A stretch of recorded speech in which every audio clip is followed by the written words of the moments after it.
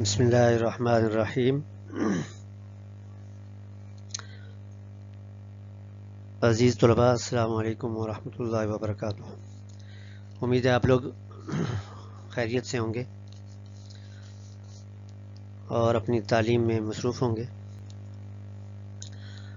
چھٹی جماعت کے طلباء کے لیے مضمون اسلامیات کا آج 5ویں ہفتے کا لیکچر پیش ہے، جس کا عنوان ہے نماز کے فرائض اور نماز کے فوائد۔ اس لیے پچھلا لیکچر آپ لوگوں نے یقیناً سنا ہوگا اور یاد بھی کیا ہوگا، جو نماز ہی کے متعلق تھا، جس میں نماز کا مفہوم اور نماز کی اہمیت و فضیلت پہ بات ہوئی تھی۔ تو اسی سے پیوستہ آج یہ دوسرا لیکچر ہے اس سبق پہ، جس کا عنوان ہے نماز کے فرائض۔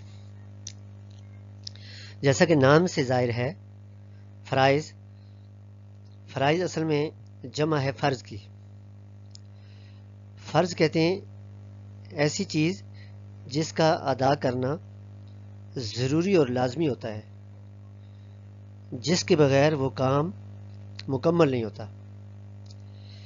یعنی جو چیز فرض ہوتی ہے اسے ہم ضروری اور لازمی کہتے ہیں، اس کے ادا کیے بغیر کوئی چارہ نہیں ہوتا۔ تو نماز کی ادائیگی میں وہ چیزیں جن کو ادا کرنا یا جن کا ہونا ضروری ہے، لازمی ہے، ان کو نماز کے فرائض کہا جاتا ہے۔ تو نماز کے فرائض جاننے سے پہلے یہ معلوم ہونا چاہیے کہ نماز کے فرائض کی دو قسمیں ہیں، یعنی اس کے دو مرحلے ہیں۔ پہلا مرحلہ یہ ہے کہ وہ چیزیں جو نماز کے لیے ضروری ہیں وہ کچھ نماز سے پہلے ہیں، یعنی ابھی نماز شروع نہ کی ہو، یعنی نماز شروع کرنے سے پہلے ان کا ہونا ضروری اور لازمی ہوتا ہے۔ وہ چیزیں درج ذیل ہیں، وہ ذہن میں رکھنے کی ضرورت ہے۔ امید ہے آپ غور سے سن رہے ہوں گے، توجہ سے سنیے اور یاد کرنے کی کوشش کریں۔ جو چیزیں نماز سے پہلے ضروری ہیں ان میں سے پہلی چیز یہ ہے کہ انسان کا جسم پاک ہو۔ جو انسان نماز پڑھنا چاہتا ہے، نماز کے لیے ضروری ہے کہ اس کا جسم پاک ہو، یعنی اس کے جسم پر کسی قسم کی کوئی گندگی غلاظت نہ لگی ہو، یعنی وہ باوضو ہو اور اسے غسل کی ضرورت اور حاجت بھی نہ ہو، یعنی غسل کے اعتبار سے بھی اس کا جسم پاک ہو اور وضو بھی اس نے کیا ہوا ہو۔ اور دوسرے نمبر پہ جو فرض ہے وہ اس جگہ کا پاک ہونا جہاں پہ نمازی نماز ادا کرنا چاہتا ہے، یعنی نمازی کے لیے نماز پڑھنے والی جگہ کا پاک ہونا بھی ضروری اور لازمی ہے۔ اگر مسجد کے علاوہ کسی اور جگہ نماز پڑھنا چاہتا ہے تو وہ ایسی جگہ نماز پڑھے جو پاک ہو، یعنی جس کپڑے پہ پڑھ رہا ہے وہ کپڑا پاک ہو، اور بالفرض کپڑا موجود نہیں ہے، اس کو زمین پر نماز پڑھ رہی ہے، تو پھر وہ کوشش کرے کہ ایسی جگہ ہو جو خشک ہو اور پاک ہو، وہاں پر کسی قسم کی غلاظت اور گندگی موجود نہ ہو، تب اس کی نماز صحیح ہوگی۔ اگر ناپاک جگہ پہ نماز ادا کی گئی ہے تو وہ نماز صحیح نہ ہوگی۔ اس لیے نماز پڑھنے والی جگہ کا پاک کر لینا ضروری ہے۔ اس کے بعد اگلی بات یہ ہے، اگلا جو فرض ہے، ضروری بات جو ہے، وہ اس نماز کا صحیح اور درست وقت کا ہونا ضروری ہے۔ جس وقت کی نماز پڑھ رہا ہے اس نماز کا وقت بھی داخل ہو گیا ہو، نہ تو وقت سے پہلے نماز صحیح ہوگی اور نہ ہی وقت گزر جانے کے بعد وہ نماز ہوگی۔ یعنی اگر زور کی نماز پڑھنا چاہتا ہے تو زور کا وقت داخل ہونے کے بعد ہی نماز درست ہوگی۔ زور کا وقت داخل ہونے سے پہلے اگر زور کی نماز پڑھ لی ہے تو وہ نماز درست نہیں ہوگی۔ اسی طرح اب زور کا وقت ختم ہو گیا ہے، وقت نکل چکا ہے، تو اب اس کے بعد اگر پڑھنا چاہتا ہے تو وہ نماز زور نہیں ہوگی، وہ ادا نہیں ہوگی، بلکہ اس کا اگر وقت نکل گیا ہے تو پھر وہ قضا ہو جائے گی۔ اب اگلے صحیح وقت میں اس کو اگر ادا کرے گا تو قضا نماز ادا ہوگی۔ وقت میں نماز کا ادا کرنا ضروری ہے۔ اور اس سے اگلا جو فرض ہے وہ یہ ہے کہ نمازی کا جسم ڈھانپا ہوا ہو، یعنی اس کا جو سطر ہے، جو جسم کے حصے چھپانے ڈھانپنے ضروری ہیں، ان کا ڈھکا ہوا ہونا ضروری ہے۔ ان میں سے کوئی حصہ کھلا ہوا نہ ہو، ننگا نہ ہو، یعنی ننگے جسم نماز ادا نہیں ہوگی۔ نماز کے لیے ضروری ہے کہ انسان کے سطر والے حصے، جسم کے حصے ڈھانپے ہوئے ہوں۔ اور اس سے اگلا فرض یہ ہے، ضروری بات یہ ہے کہ انسان کا رخ قبلہ کی طرف ہو۔ اگر جان بوجھ کر قبلہ سے رخ پھیر کر نماز ادا کی جائے تو وہ نماز ادا نہ ہوگی، صحیح نہ ہوگی، بلکہ قبلہ کی طرف رخ کرنا انسان کا منہ ہونا ضروری ہے۔ ہاں، اس میں یہ ہو سکتا ہے کہ انسان کسی ایسی جگہ پہ ہے جہاں پہ اسے قبلے کا صحیح رخ معلوم نہیں کہ قبلہ کس طرف ہے، تو اس سے پھر اپنی کوشش کرنی چاہیے، غور و خوض کرنا چاہیے کہ اپنے ایک اندازے سے، اپنے غور و فکر سے یہ اندازہ لگائے کہ فلاں طرف قبلہ ہے اور اس طرف منہ کر کے نماز ادا کریں۔ اسی طرح ایک آدمی اگر ہوائی جہاز میں یا ریل گاڑی میں یا بس وغیرہ میں سفر کر رہا ہے اور نماز کا وقت ہے اور نماز پڑھنا چاہتا ہے، تو اب اس کے لیے قبلہ رخ ہونا کس طرح ممکن ہے؟ تو اس میں یہ دیکھ لینا چاہیے کہ جب وہ نماز شروع کرنا چاہتا ہے، نماز شروع کرنے لگا ہے، تو اس وقت یہ اہتمام کر لے کہ اس کا منہ قبلہ کی طرف ہو، کسی دوسری طرف نہ ہو۔ تو سب سے پہلی مرتبہ وہ قبلہ رخ کرے گا، قبلہ کی طرف رخ کرنا ضروری ہے۔ بعد میں بے شک گاڑی کے پھر جانے سے یا بس کے دوسری طرف مڑ جانے سے اس کی نماز خراب نہ ہوگی، ضائع نہیں ہوگی، بلکہ اس کی نماز درست تسلیم کی جائے گی۔ لیکن سب سے پہلے یعنی پہلی مرتبہ وہ قبلہ رخ کرے، بعد میں بے شک اس کا رخ پھر بھی جائے تو کوئی حرج نہیں۔ اور اس کے بعد اگلا جو فرض ہے وہ یہ ہے کہ نماز کے لیے ارادہ اور نیت کرنا۔ نماز کے لیے ارادے اور نیت کا ہونا بھی ضروری ہے کہ میں کس وقت کی نماز ادا کر رہا ہوں اور اس میں کیا چیز پڑھ رہا ہوں، فرض پڑھ رہا ہوں، سنت پڑھ رہا ہوں، نفل پڑھ رہا ہوں، کیا چیز پڑھ رہا ہوں۔ اس لیے وقت کا ارادہ اور نماز کا ارادہ کہ کون سی نماز اور کس وقت کی نماز ادا کر رہا ہوں، یہ چیزیں ضروری ہیں۔ تو یہ وہ چیزیں تھیں جن کا تعلق نماز سے پہلے ہے، یعنی ان چیزوں کا تعلق نماز سے پہلے پورا کرنا ہے، نماز سے پہلے ان چیزوں کا پورا ہونا ضروری ہے۔ اس کے بعد نماز شروع کی جائے تو تب نماز درست ہوگی۔ اور اس کے بعد دوسرا مرحلہ جو آتا ہے، نماز کے فرائض ہی ہیں، لیکن یہ وہ فرائض ہیں جن کا تعلق نماز کے بیچ میں ہے، نماز کے شروع کرنے کے بعد ہے۔ نماز آپ جب شروع کر لیتے ہیں تو تب یہ کام یا یہ چیزیں ضروری ہوتی ہیں۔ ان کو بھی نماز کے فرائض کہا جاتا ہے، جن کے پورا کیے بغیر نماز درست نہ ہوگی، تو اس لیے ان کا پورا کرنا بھی ضروری ہے۔ ان میں سب سے پہلی جو چیز ہے وہ ہے تکبیر تحریمہ کا ادا کرنا، تکبیر تحریمہ کہنا۔ تکبیر کے معنی تو آپ جانتے ہیں کہ اللہ اکبر کہنا، اور تحریمہ یہ تحریم سے ہے، تحریم یہ حرام کرنا، یعنی وہ تکبیر جو اس نمازی کے لیے تمام کاموں کو حرام کر دیتی ہے، یعنی وہ کام جو بغیر نماز کے ایک انسان کر سکتا ہے، وہ نماز شروع کرنے کے بعد وہ کام نہیں کر سکتا۔ اگر وہ ان کاموں میں سے کوئی کام کرے گا تو اس کی نماز درست نہ ہوگی۔ تکبیر تحریمہ کہنے سے وہ تمام چیزیں، وہ تمام کام جو عام حالات میں اس کے لیے جائز ہیں اب ناجائز ہو جائیں گے، چونکہ اس نے نماز شروع کر دی ہے۔ تو اللہ اکبر کہہ کر نماز شروع کرنے کو تکبیر تحریمہ کہا جاتا ہے۔ اس کے ساتھ ہی انسان نماز میں داخل ہو جاتا ہے اور دنیاوی کام کاج ختم کر دیتا ہے اور اس کے تمام توجہ جو ہے اللہ تعالیٰ کی طرف ہو جاتی ہے اور دنیاوی چیزوں کو چھوڑ دیتا ہے، صرف اور صرف اللہ کے سامنے کھڑا ہو کر اللہ کی طرف دھیان کرتا ہے۔ تو سب سے پہلے تکبیر تحریمہ کا کہنا ضروری ہے۔ اگلا جو فرض ہے تکبیر تحریمہ کے بعد وہ کرنا، کیا ہم کہتے ہیں نماز میں سیدھا کھڑا ہونا، سیدھا کھڑے ہونے کو قیام کہا جاتا ہے۔ تکبیر تحریمہ کے بعد انسان قیام کی حالت میں کھڑا ہو۔ اگر بالفرض ایک نمازی بیمار ہے، اسے کوئی کمزوری ہے یا کوئی معذوری ہے جس کی وجہ سے وہ کھڑا نہیں ہو سکتا، اس کے لیے مجبوری ہے، وہ اس کے اندر اتنی طاقت نہیں ہے، وہ نحیف ہے، کمزور ہے، نڈھال ہے، تو پھر وہ بیٹھ کر نماز ادا کر سکتا ہے۔ اس کے لیے اس میں گنجائش ہے کہ اس کا جو بیٹھنا جو ہے وہ بھی قیام کی جگہ تصور کیا جائے گا، اس کا وہ بیٹھنا بھی قیام ہی کہلائے گا۔ تو مجبوری کی حالت میں قیام کی جگہ بیٹھ کر بھی نماز ادا کی جا سکتی ہے۔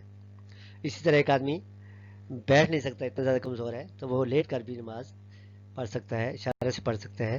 لیکن ایک جو تندرست آدمی ہے، صحیح آدمی ہے، اسے کوئی مجبوری نہیں ہے، کوئی بیماری نہیں ہے، کوئی عذر نہیں ہے، تو وہ قیام کرے گا، سیدھا کھڑا ہو کر ہی نماز ادا کرے گا۔ اس سے اگلا جو فرض ہے وہ قراءت کرنا، قراءت کہتے ہیں قرآن پاک کو پڑھنا۔ نماز کے اندر قیام کی حالت میں سورہ فاتحہ اور قرآن پاک کا کچھ حصہ پڑھنا، اسے قراءت کہا جاتا ہے۔ تو قراءت کا پڑھنا نماز کے اندر فرض ہے، ضروری ہے۔ ایک آدمی نے نماز کے اندر سورہ فاتحہ نہیں پڑھی یا قرآن کا کچھ حصہ نہیں پڑھا تو اس کی نماز درست نہ ہوگی۔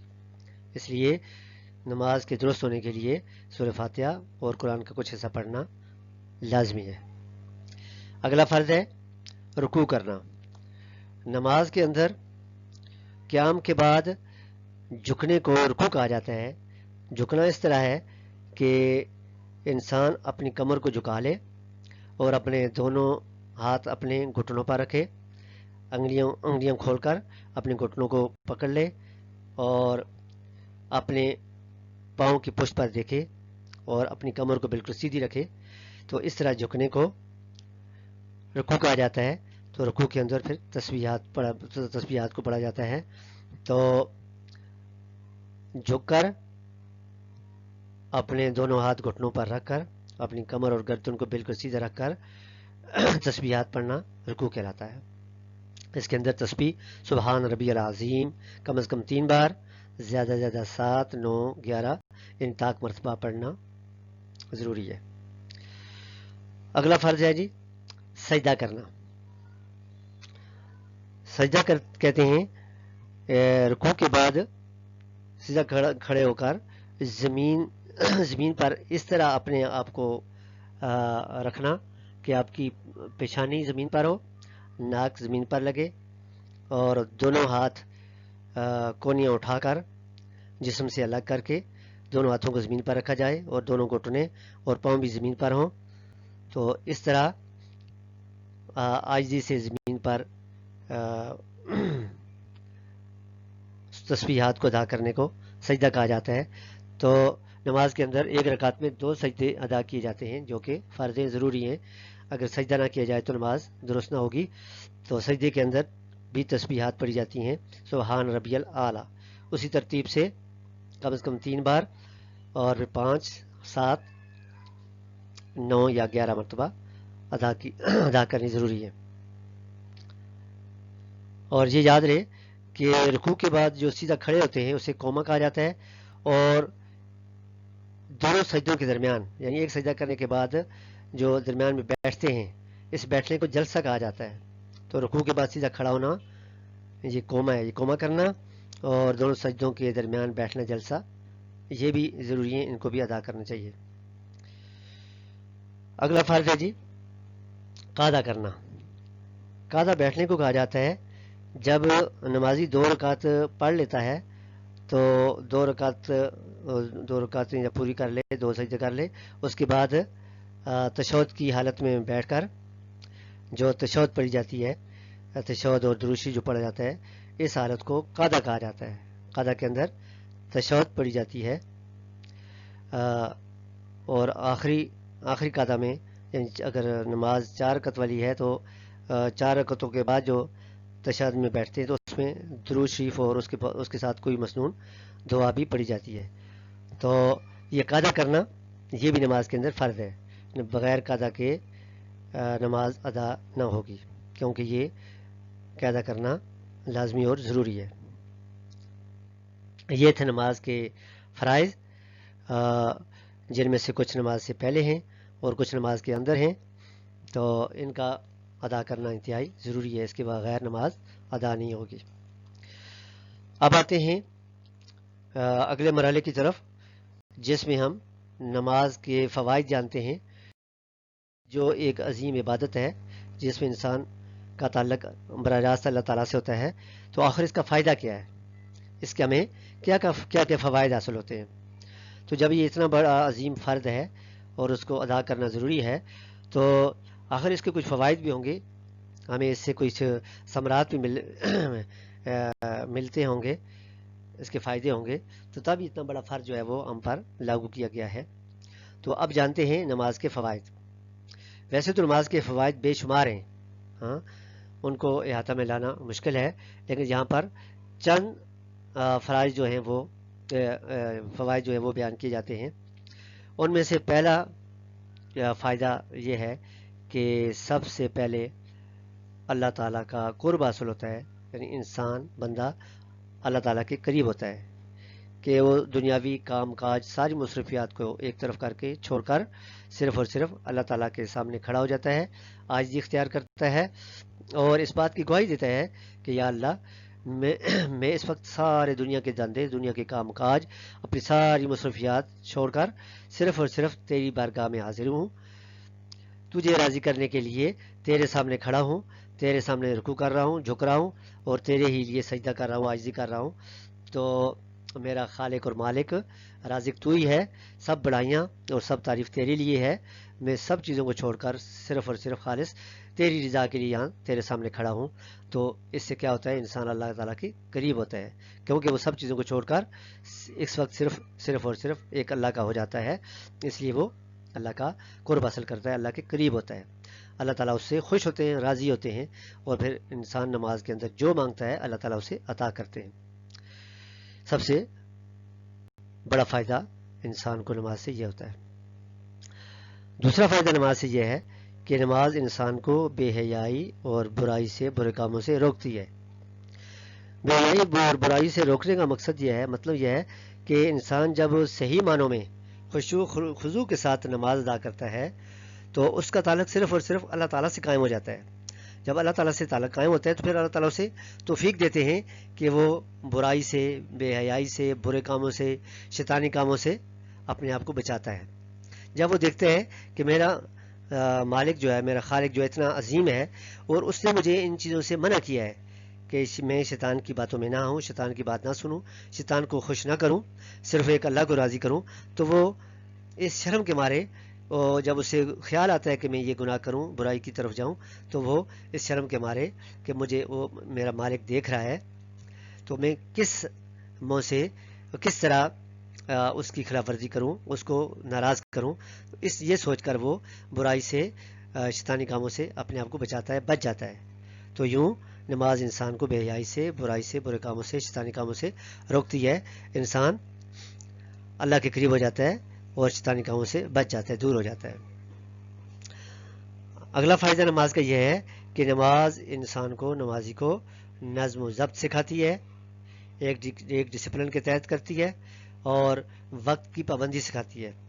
جب انسان دن میں 5 مرتبہ وقت نکال کر سب چیزوں کو چھوڑ کر ایک اللہ کی بارگاہ میں آتا ہے تو اس کا یہ بار بار اللہ کی بارگاہ میں آنا، بار بار پاک صاف ہو کر اللہ کی بارگاہ میں کھڑا ہونا، یہ اس کو پابند بنا دیتا ہے، اس کو یہ سکھا دیتا ہے. وہ اس ڈسپلن میں آ جاتا ہے، نظم و ضبط قائم ہو جاتا ہے کہ اس کی عادت بن جاتی ہے کہ وہ ہر وقت اپنا جو بھی کام ہے اس کو صحیح اپنے شیڈول کے مطابق، وقت مطابق کرتا ہے.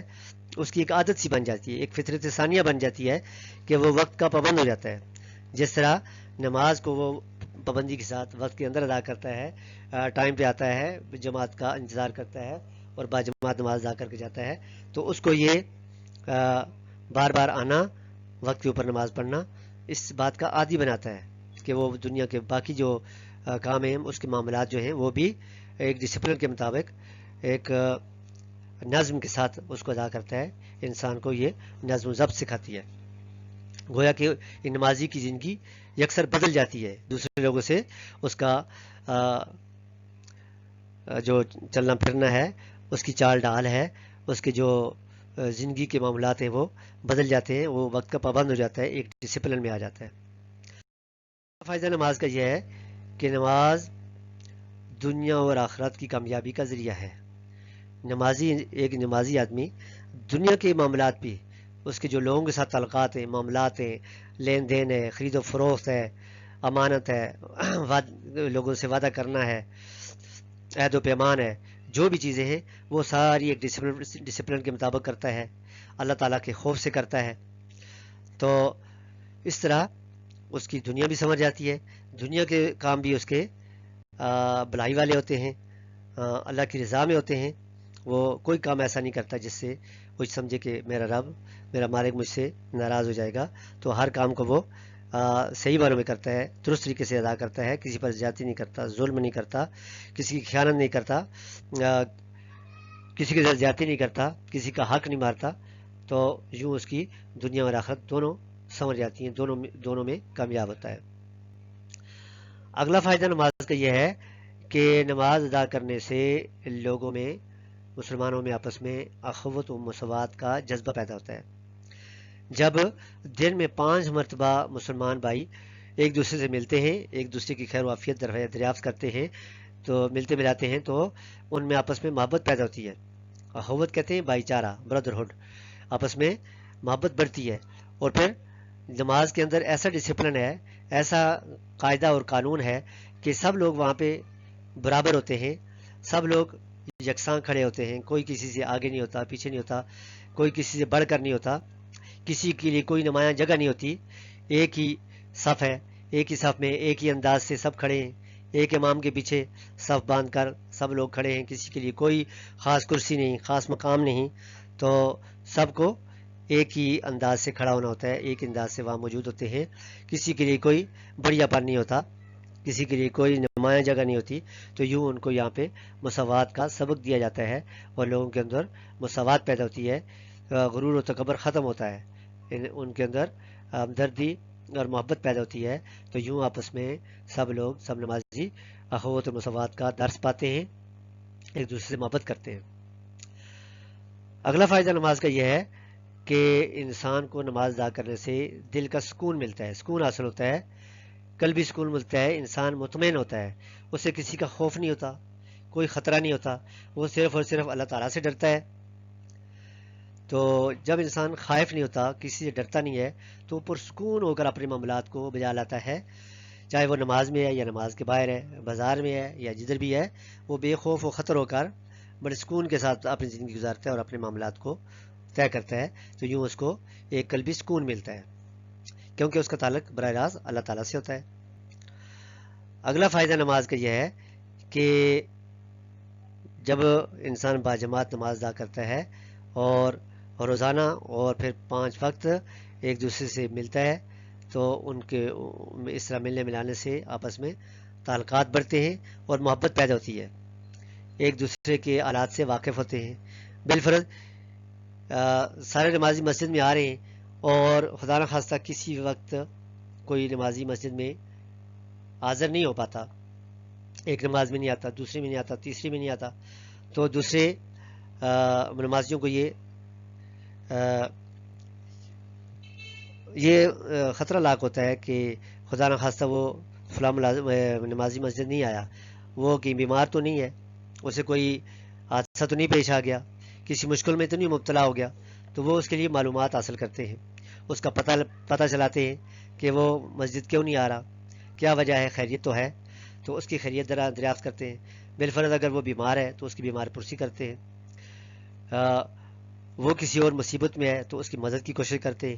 تو یوں آپس میں تعلقات مضبوط ہوتے ہیں، ایک دوسرے سے محبت بڑھتی ہے، ایک دوسرے کا خیال پیدا ہوتا ہے، مساوات قائم ہوتی ہے، اور لوگوں میں باہم محبت سے، تعلقات سے پورا معاشرہ امن کا گہوارہ بن جاتا ہے. سارے معاشرے کے لوگ آپس میں پرسکون زندگی گزارتے ہیں. تو یوں ملنے ملانے سے، باجماعت نماز پڑھنے سے، بار بار مسجد آنے سے ایک دوسرے کے ساتھ اچھے تعلقات قائم ہوتے ہیں، خوشگوار تعلقات پیدا ہوتے ہیں، اور یوں معاشرہ پرامن ہو جاتا ہے. تو نماز کے اس طرح بے شمار فوائد ہیں، یعنی اللہ تعالیٰ کے بے شمار اس پہ انعام ملتا ہے، اللہ تعالیٰ نوازتے ہیں.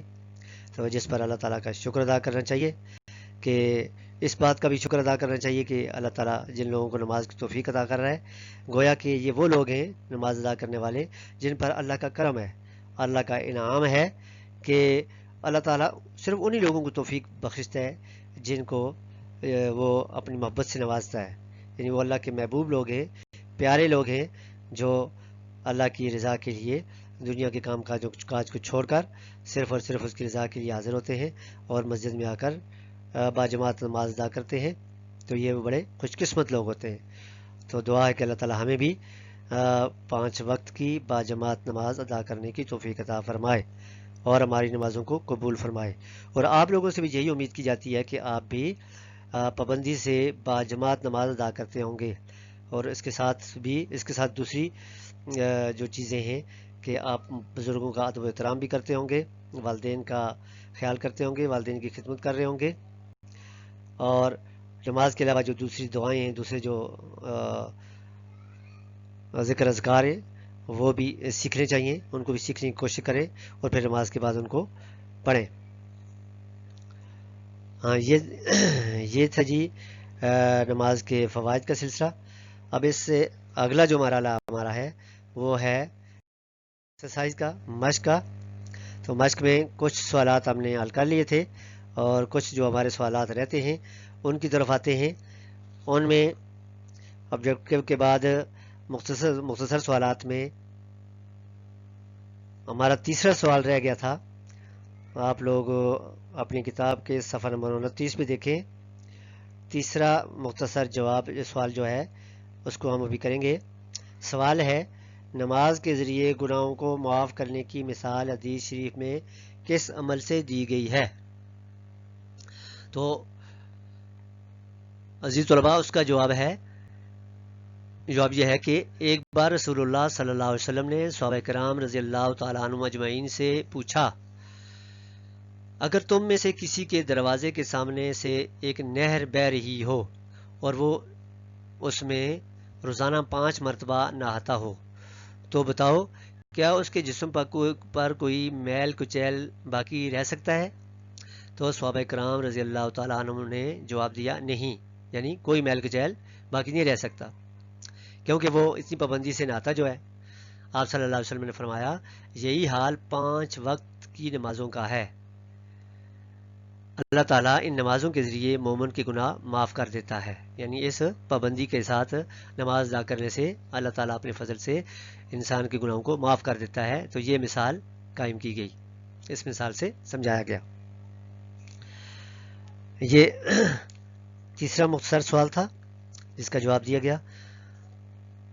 اب اگلا مختصر سوال ہے نمبر 4، نماز کی فرضیت کے بارے میں قرآن مجید کی کسی ایک آیت کا ترجمہ لکھیں. تو اس کا جواب ہے، آیت کا ترجمہ ہے، بے شک نماز مومنوں پر وقت کی پابندی کے ساتھ فرض کی گئی ہے، جس کی عربی ہے ان الصلاۃ کانت علی المؤمنین کتابا موقوتا، جو آپ کی کتاب کے اندر موجود ہے. تو یہ اس کا ترجمہ ہے. اگلا سوال ہے سوال نمبر 5، نماز کی بنیادی شرائط بیان کریں.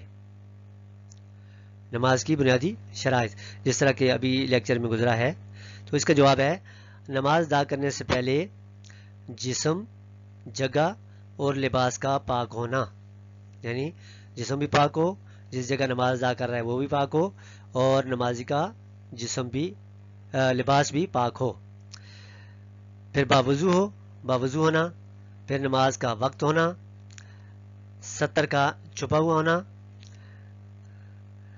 اور نمازی کا قبلہ رخ ہونا اور نیت کرنا، یہ ضروری چیزیں ہیں اور انہی کو نماز کی شرائط کہا جاتا ہے۔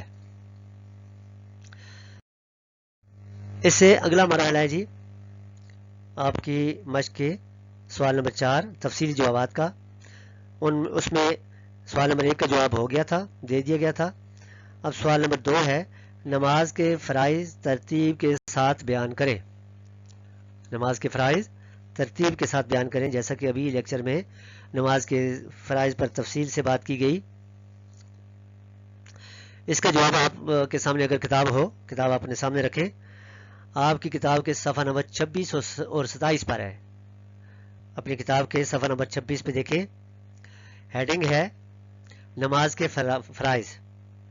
نماز کے فرائض میں جہاں پہ ہے نماز ادا کرنے سے پہلے جسم، جگہ، لباس کا پاک ہونا، یہاں سے لے کر نماز کا اختتام ہوتا ہے۔ نماز کا اختتام ہوتا ہے سامنے صفحہ نمبر 27 پر، جہاں پہ قاعدہ لکھا ہوا ہے، قاعدہ کے نیچے 2 لائنیں اور اس کے بعد ہے اختتام ہوتا ہے۔ یہ آپ کا سوال نمبر 5 ہے، سوال نمبر 5 کا جواب ہے۔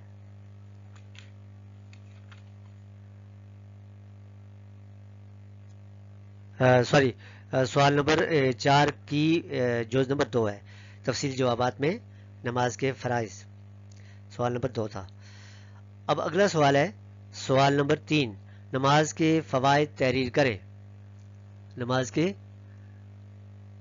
فوائد تحریر کریں، تو اس کا جواب ہے آپ کی کتاب کے صفحہ نمبر 27 اور 28 پر۔ اس کے لیے ہیڈنگ آپ کی کتاب میں ہے، امید ہے کہ آپ نے کتاب سامنے رکھی ہوگی۔ ہیڈنگ ہے نماز کے فوائد۔ نماز کے فوائد ہیڈنگ اگر آپ دیکھ رہے ہیں تو اس میں یہ نمبر چل رہے ہیں 1 2 3، نماز کے بے شمار فوائد یہاں سے لے کر 1 2 3 4 5 6 7، یہ فوائد آپ نے لکھنے ہیں، ٹھیک ہے، یہ تعلقات بڑھتے ہیں تک۔ تو عزیز طلباء، یہ تھا آپ کا آج کا سبق اور آج کا لیکچر، نماز کے فرائض اور نماز کے فوائد۔ امید ہے کہ آپ نے پوری توجہ اور غور سے آج کے لیکچر کو سنا ہوگا، اور یہ بھی آپ سے امید کی جاتی ہے کہ آپ اس کو یاد کریں گے اور اگلے لیکچر کے لیے انشاءاللہ اگلے ہفتے حاضر ہوں گے۔